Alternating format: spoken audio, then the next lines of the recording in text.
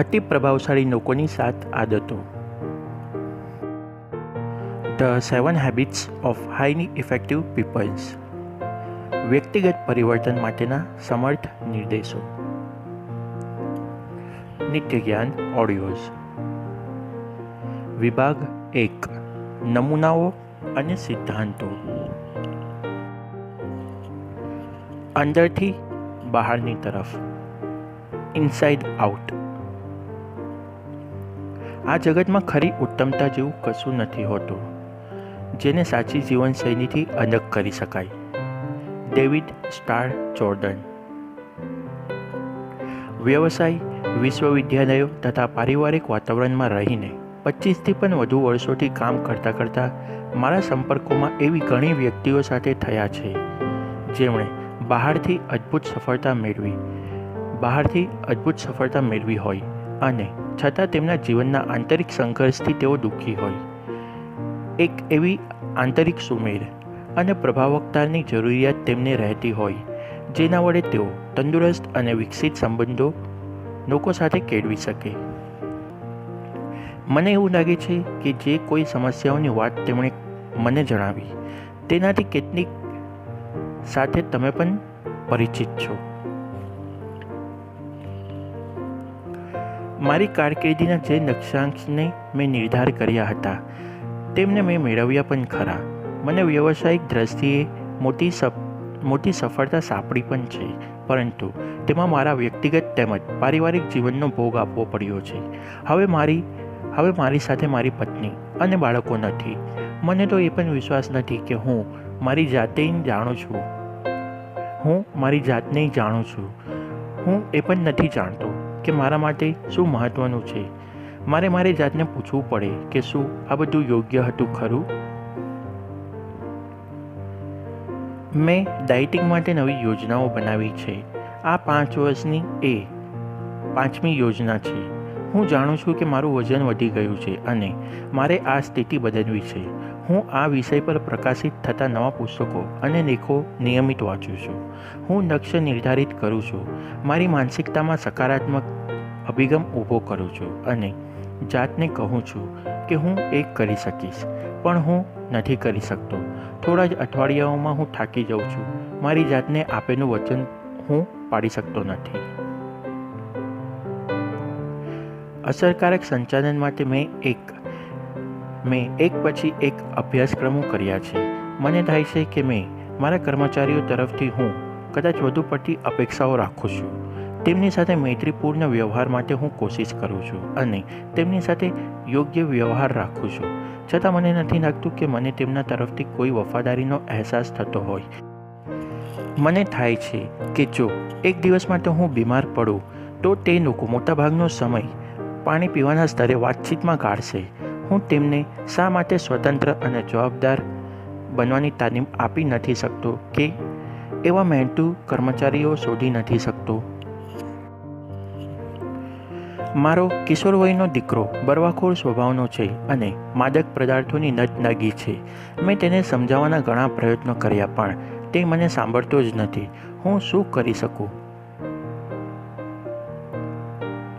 કામ તો ઘણું બધું છે પણ કદી પૂરતો સમય હોતો નથી. અઠવાડિયાના 7 દિવસ અને દરેક પળે હું દબાણ અને પરિસ્થિતિમાં જીવું છું. મેં સમય આયોજનના સેમિનારોમાં હાજરી આપી છે અને સમય માટેની જાતની યોજનાઓ બનાવી છે. જો કે મને તેનાથી થોડી રાહત મળી છે, તેમ છતાં મને એમ નથી લાગતું કે હું એક સુખદ, સફળ અને શાંત જીવન જીવતો હોઉં.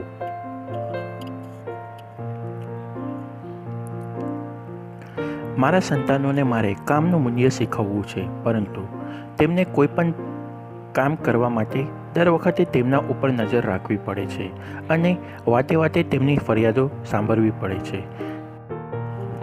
તેના કરતાં હું જ એ કામ કરી દઉં તે વધુ સહેલું લાગે છે. મારા સંતાનો આનંદપૂર્વક પોતાનું કામ કેમ નથી કરી શકતા? તેમને વારંવાર કેમ ટકોર કરવી પડે છે? હું વ્યસ્ત છું, ખરેખર વ્યસ્ત છું, પણ કોઈવાર મને થાય છે કે શું લાંબા ગાળે હું જે કશું કરી રહ્યો છું તેનાથી કોઈ જાતનો ફેર પડશે ખરો? મને તેમ વિચારવું ચોક્કસ ગમે કે મારા જીવનનો કોઈ અર્થ છે અને અહીં મારી હાજરી હોવાથી કોઈ તફાવત આવ્યો છે. મારા મિત્રો કે સંબંધીઓને કોઈ પ્રકારની સફળતા મેળવતા હું જોઉં છું ત્યારે હું હસીને ઉત્સાહથી તેમને અભિનંદન આપું છું, પરંતુ મને મનની અંદર તો દુઃખ અને ઈર્ષા થાય છે. આવી લાગણી મને કેમ થતી હશે? મારું વ્યક્તિત્વ ખરેખર મજબૂત છે. હું જાણું છું કે કોઈ પણ પ્રકારના કાર્યોમાં પરસ્પર મળતા તેમના પરિણામ ઉપર મારું નિયંત્રણ હશે. મોટે ભાગે તો હું ઈચ્છતો હોઉં તે નિરાકરણ પ્રત્યે બીજાઓને વાળી શકું. દરેક પરિસ્થિતિ ઉપર હું ઊંડો વિચાર કરું છું અને ખરેખર મને લાગે છે કે મનમાં આવા વિચારો દરેકને માટે સર્વથા યોગ્ય હોય છે. તો પણ હું વ્યાકુળ બની જાઉં છું. મને દર વખતે વિચાર આવ્યા કરે છે કે બીજા લોકો મારા માટે અને મારા વિચારો માટે શું વિચારતા હશે. મારું નગ્ન જીવન સાવ નીરસ બન્યું છે. અમે લડતા ઝઘડતા નથી. અમે એકબીજાને પ્રેમ પણ કરતા નથી. અમે વૈવાહિક જીવન સુધારવા અંગે સલાહ પણ લીધી, અન્ય ઉપાયો પણ કર્યા. છતાં અમારી વચ્ચે જે ઉષ્મા અને લાગણીઓ અગાઉ હતી તેને પુનઃજીવિત કરી નથી શકતા. આ બધી સમસ્યાઓ ઊંડી છે, પીડાદાયક પણ છે. એવી સમસ્યાઓ છે જેને ચીનાચાનું કે ઝડપથી ઉકેલ આવી શકે નહીં. થોડા સમય પહેલાં હું અને મારી પત્ની સાન્દ્રા પણ આ સ્થિતિનો સામનો કરી રહ્યા હતા. અમારો દીકરો શાળામાં ઘણી સમસ્યાઓમાંથી પસાર થઈ રહ્યો હતો. અભ્યાસમાં તે કમજોર બની ગયો હતો. પરીક્ષામાં નંબરની વાત તો દૂર રહી, પણ કસોટીઓ આપેલી સૂચનાઓનો શો ઉપયોગ કરવો તે પણ તેને નહોતો સમજી શકતો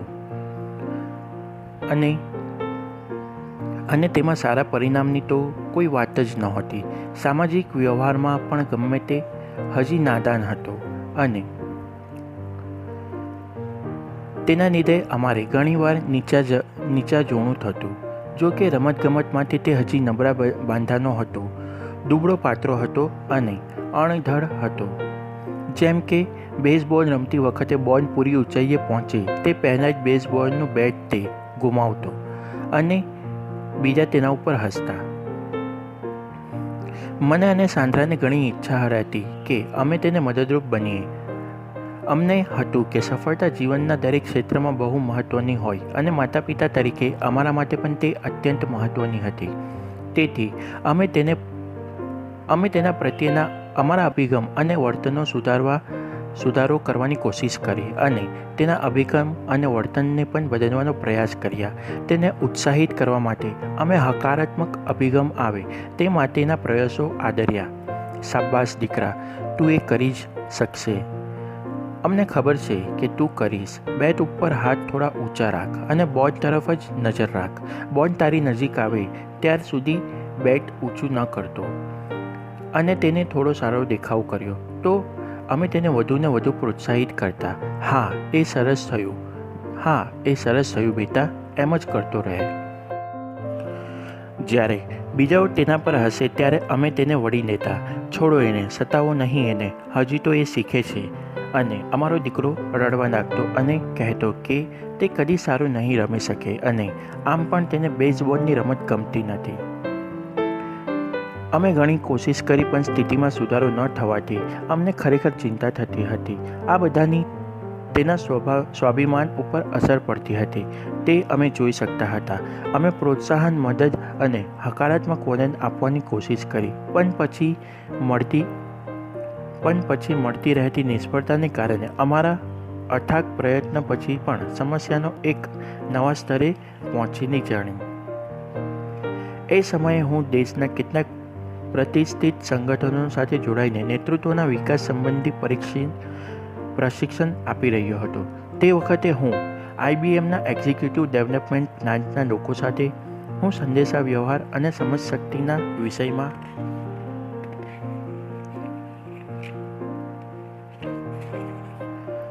2 માર્ચ સુધીના કાર્યક્રમો તૈયાર કરી રહ્યો હતો. આ રજૂઆતો માટે હું સંશોધનો અને તૈયારીઓ કરતો હતો ત્યારે મને એ બાબત ખૂબ રસ પડ્યો કે કઈ રીતે સમજશક્તિ ઘડાય છે, આપણે જે જોઈએ તેનું નિયંત્રણ કઈ રીતે કરે છે અને કઈ રીતે આપણને જે જોઈએ તે અનુસાર આપણા વર્તનનું નિયંત્રણ થાય છે. આને પરિણામે મેં અપેક્ષા સિદ્ધાંત ઘડ્યો અને સ્વભાવિકથન અથવા પિગ્મેલિયન ઇફેક્ટનો અભ્યાસ કર્યો. મને થયું કે સ્વયં રીતે પૂર્ણ થનારી આપણી આશાઓ અને સમજશક્તિ કેટલા ઊંડાણમાં સ્થિત છે. તેનાથી હું શીખ્યો કે જે રીતે આપણે દુનિયાને જોઈએ છીએ તેની સાથે સાથે આપણે આંખો, ચશ્માના કાચને લેન્સ પણ જોવા જોઈએ, જેના દ્વારા આપણે દુનિયાને જોતા હોઈએ છીએ. આનાથી મને શીખવા મળ્યું કે હકીકતમાં કાચ જ નક્કી કરે છે કે દુનિયાને કયા સ્વરૂપમાં જોવી. IBMમાં હું શીખ્યો તે વિષયની હું અને સાંદ્રા વાતો કરી રહ્યા હતા અને અમારી સ્થિતિ વિશે પણ વાતો કરતા હતા. ત્યારે અમને એ વાતનો ખ્યાલ આવતો ગયો કે અમારા દીકરાને મદદ કરવા અમે જે કંઈ કરી રહ્યા હતા તે અમે તેને જે ખરી રીતે જોયા હતા તેને અનુરૂપ ન હતું. અમે અમારી ઊંડી લાગણીઓને નિષ્ઠાપૂર્ણ તપાસી ત્યારે અમને લાગ્યું હતું કે એ થોડો પાછળ છે, અપૂરતો છે. અમે ગમે તેટલી મહેનત અમારા વલણ અને વર્તન ઉપર કરીએ, અમારા પ્રયત્નો બિન અસરકારક હતા, કારણ કે અમારા સકારાત્મક શબ્દો અને ક્રિયાઓ હોવા છતાં અમે તેને આ જ સંદેશ આપતા હતા કે તું સક્ષમ નથી, તેને સુરક્ષા આપવી રહી. તું સક્ષમ નથી, તને સુરક્ષા આપવી રહી. અમને ખ્યાલ આવી ગયો કે જો અમારે તે સ્થિતિમાં પરિવર્તન લાવવું હોય તો સર્વપ્રથમ અમારે અમારી જાતને પરિવર્તન લાવવું પડશે અને તે માટે પ્રથમ તો અમારા સંવેદો અને સમજમાં પરિવર્તન કરવું પડશે.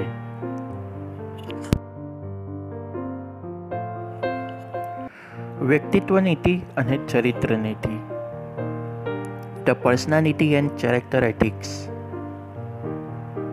સમજશક્તિ અંગે સંશોધનની સાથે 1974થી અમેરિકામાં સફળતા ઉપર થયેલા પ્રકાશનોનો હું ગહન અભ્યાસ કરી રહ્યો હતો. હજારો પુસ્તકો, લેખો અને નિબંધો જે સ્વ-વિકાસ, લોકમાણસ અને સ્વ-સહાય જેવા વિષયો ઉપર હતા તેમને વાંચતો અને સ્કેન કરતો. મુક્ત અને લોકશાહીવાળા દેશમાં લોકો કેવી બાબતોને સફળ જીવન ગણે છે તેના સત્વ અને સારાંશ મેં આત્મસાત કર્યા હતા. મારા અભ્યાસે મને સફળતા વિશે 200 વર્ષના લેખોની યાત્રા કરાવી. ત્યારે મને એક આશ્ચર્યકારક વાત તેમાંથી મળી આવી. મારી પોતાની પીડા તો હતી અને એવી જ પીડા પોતાના જીવન અને સંબંધોમાં પણ ધરાવતા હોય તેવા લોકો સાથે મેં વર્ષો સુધી કામ કર્યું. તેથી મને વધારે ને વધારે એમ લાગવા માંડ્યું કે છેલ્લા 50 વર્ષોનું સફળતાનું એ સાહિત્ય ઉપર નચ્છું હતું.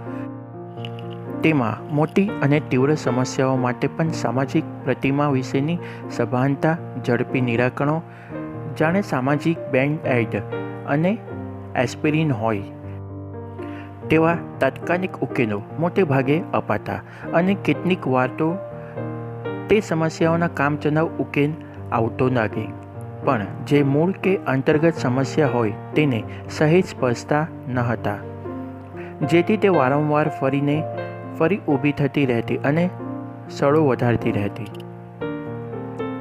તેના સીધા જ વિરોધાભાસમાં તેની પહેલાંના 150 વર્ષના સફળતાના સાહિત્યના નિત્ય ચરિત્ર ઉપર સફળતા માટે ધ્યાન કેન્દ્રિત થયું હતું. નિષ્ઠા, નમ્રતા, વફાદારી, મદપાન અને ખાનપાન વગેરેમાં સંયમ, હિંમત, ન્યાય, ધીરજ, કાર્યશીલતા, સાદગી, વિનય અને સોનેરી નિયમ ઉપર ધ્યાન અપાયું હતું. આ પ્રકારના સાહિત્યનું પ્રતિનિધિત્વ બેન્જામિન ફ્રેન્કલિનની આત્મકથા કરે છે. એમ કહી શકાય, મૂળમાં એ અમુક સિદ્ધાંતો અને આદતોને પોતાના સ્વભાવમાં જ વણવા માટેના એક વ્યક્તિગત પ્રયત્નો દર્શાવે છે. ચરિત્ર આધારિત નીતિશાસ્ત્ર એમ શીખવે છે કે પ્રભાવશાળી જીવન માટે અમુક મૂળભૂત સિદ્ધાંત છે અને તે બધા શીખીને પોતાના મૂળ ચરિત્રમાં અપનાવવાથી લોકોની સાચી સફળતાનો અનુભવ અને કાયમી આનંદ મળી શકે.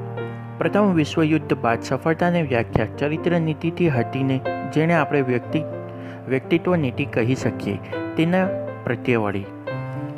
સફળતા વ્યક્તિત્વનું મહત્વનું અંગ જાહેરમાં દેખાતી પ્રતિભા, અભિગમો અને વર્તન, કુશળતાઓ અને ટેકનિકો વગેરેમાં ગણાવવા લાગી, જેનાથી માનવીનું પરસ્પર વર્તન સરળ બને. વ્યક્તિત્વ નીતિ એ મુખ્યત્વે બે પંથ લીધા. એક હતો માનવી અને સામાજિક સંબંધના વ્યવહારની કુશળતા અને બીજો હતો હકારાત્મક માણસ અભિગમ એટલે કે પોઝિટિવ મેન્ટલ એટીટ્યુડ PMA.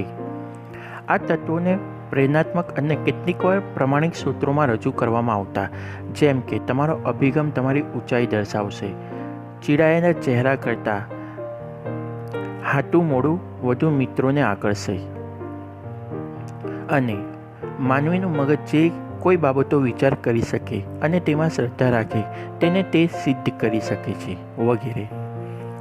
વ્યક્તિત્વ આધારિત નીતિશાસ્ત્રના અન્ય વિભાગો સ્પષ્ટ રીતે ખેંચી તાણીને ઘડવામાં આવ્યા, કદાચ છેતરામણા હતા, અને લોકોને એવું પ્રોત્સાહન અપાતું હતું કે બીજા લોકો પોતાના તરફ આકર્ષાય તે ખાતર આ ટેકનિકનો ઉપયોગ કરતા હતા. જેમ કે બીજાના શોખમાં એ રીતે રસ લેવો કે સફળતાનો દેખાવ કરી ઉપયોગ કરીને કે ધમકી આપીને પણ એવું વર્તન કરવું જેથી તેની પાસેથી જીવનમાં આપણને જોઈતું મળે. આ સાહિત્યના કેટલાક કિસ્સાઓમાં ચરિત્રતાનો સફળતાના એક તત્વ તરીકે સ્વીકાર થયો હતો ખરો, પરંતુ તે એક વિભાગ જ હતો. તેને આધારભૂત માનવા કરતાં અલગ પાડવાની પ્રવૃત્તિ થતી હતી. ચરિત્ર નીતિની વાત માત્ર બોલવાના કે કહેવાની શાબ્દિક સહાનુભૂતિની વાત બની રહી ગઈ. વ્યક્તિત્વ નીતિનો પાયો તાત્કાલિક ઉપાય લાવનાર પ્રભાવક નીતિઓ, સત્તાના વ્યૂહો, સંવાદ કુશળતા અને હકારાત્મક અભિગમ પર હતો. મને ખ્યાલ આવવા લાગ્યો કે સેન્ડ્રા અને હું મારા દીકરાની સમસ્યા માટે જે ઉકેલ શોધવા મથી રહ્યા હતા તેના મૂળમાં આ વ્યક્તિનીતિ હતી. ચારિત્ર નીતિ અને વ્યક્તિ નીતિ ઉપર વધુ ગહનતાથી વિચાર કર્યો ત્યારે મને થયું કે અમારા બાળકોના સારા વર્તનને લીધે અને સામાજિક કદર મળતી હતી. અમારી ચિંતાનું મૂળ એ હતું કે અમારી નજરે અમારો પુત્ર તેને અપેક્ષિત ઊંચાઈએ પહોંચી શક્યો ન હતો. અમારી નજરે અમારી પોતાની પ્રતિષ્ઠા અને એક સારા અને કાળજી લેનાર માતા પિતાની અમારી ભૂમિકા માટે પ્રતિષ્ઠા એ અમારા દીકરાની પ્રતિભા કરતાં પણ વધુ ઊંડી હતી અને તેના ઉપર કદાચ પ્રભાવ પણ પાડતી હોય. અમે જે રીતે જોતા હતા તેમાં અમે જે રીતે અમે દીકરાની સમસ્યાઓ ઉકેલવા માટે કશું કરતા હતા અને તેના શ્રેયની ચિંતા રાખતા હતા તેમાં ઘણું સમાયેલું હતું. સાન્ડ્રા અને મેં આ મુદ્દે જ્યારે વાત કરી ત્યારે ધ્યાનમાં આવ્યું કે અમારા પોતાના ચરિત્ર અને હેતુનો મોટો પ્રભાવ તેના ઉપર પડી રહ્યો હતો. અમે જાણતા હતા કે સમાજમાં તુલનાત્મક હેતુઓ અમારી ઊંડા મૂલ્યોની ભાવના સાથે સુસંગત નથી અને તેના આધારે તો કદાચ પ્રેમ ભાવના પણ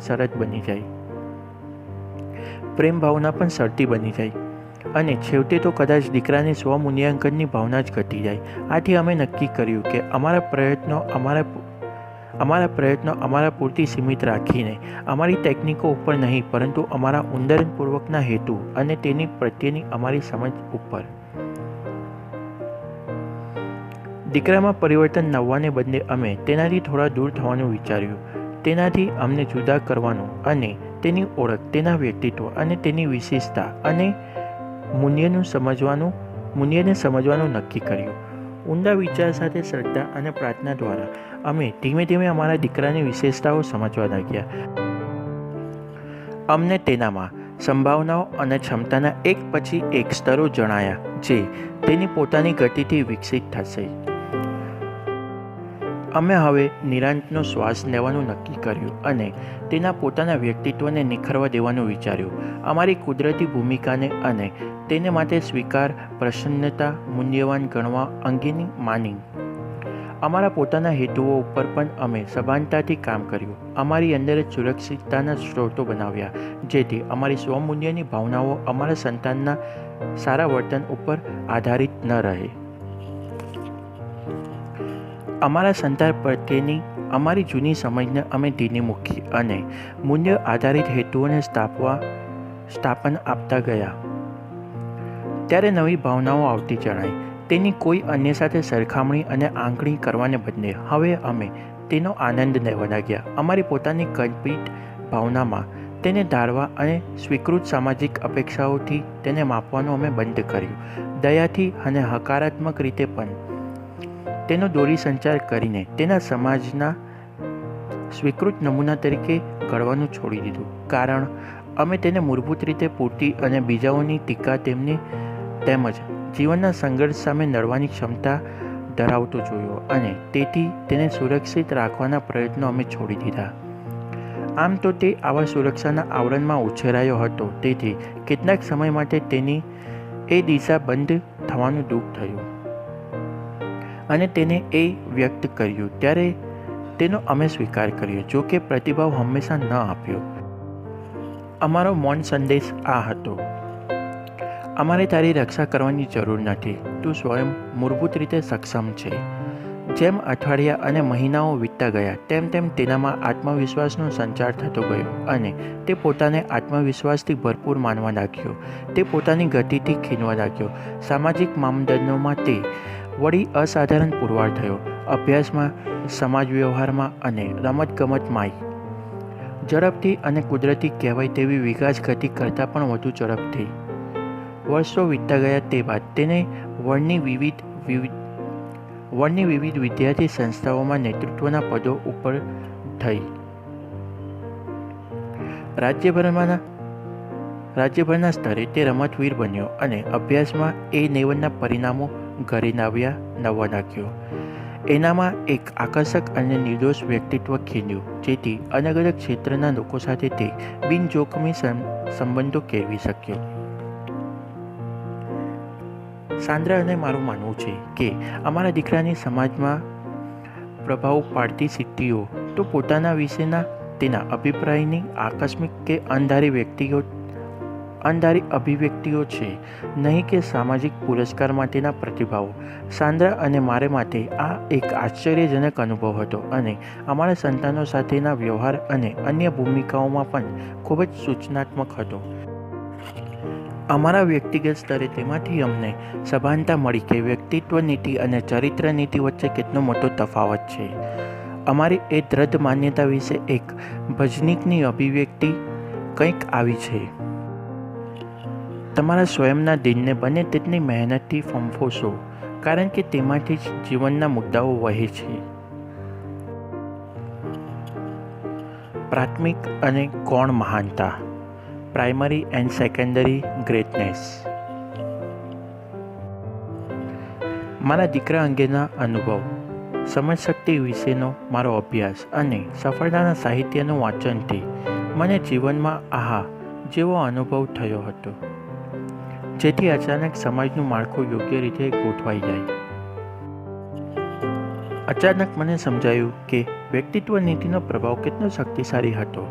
વળી કેટલાક સૂક્ષ્મ અને ઓળખાય નહીં તેવી વિસંગતિઓ, જેમાં હું જાણતો હોઉં તે સત્ય શું છે, અને કેટલીક બાળપણમાં શીખવેલી બાબતો અને મારી મૂલ્ય અંગેની ઊંડી ભાવના, અને મારી આસપાસ રોજબરોજના જોવામાં આવતા ક્વિક ફિક્સના ઉકેલો વગેરેની વિસંગતિઓ પણ હું જોઈ શકવા લાગ્યો.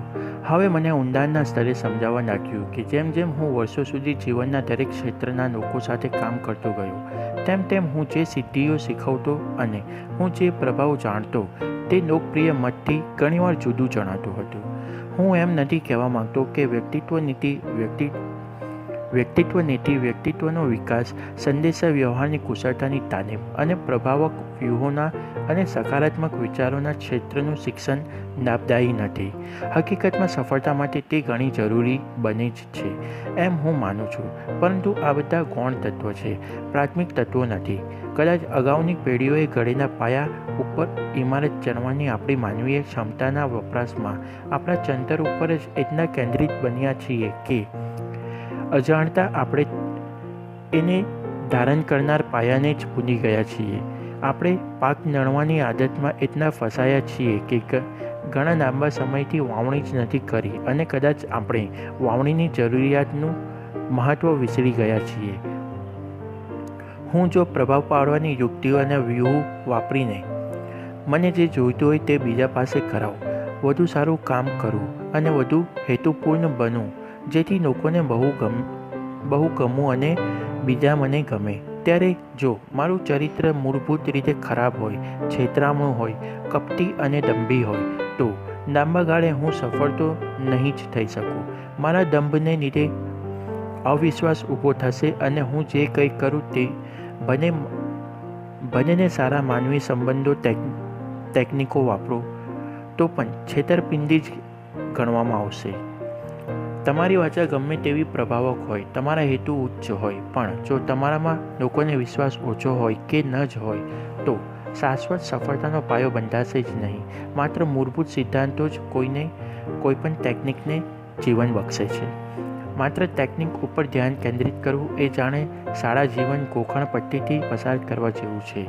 તમે કોઈ વાર પાસ થઈ શકો, કદાચ સારા માર્ક્સ કે ગ્રેડ પણ મળે, પણ જો તમે રોજબરોજના અભ્યાસથી મહેનત ન કરો તો તમે ભણેલા વિષયો ઉપર કદી પકડ મેળવી શકશો નહીં કે શિક્ષિત મગજ ઘડી શકશો નહીં.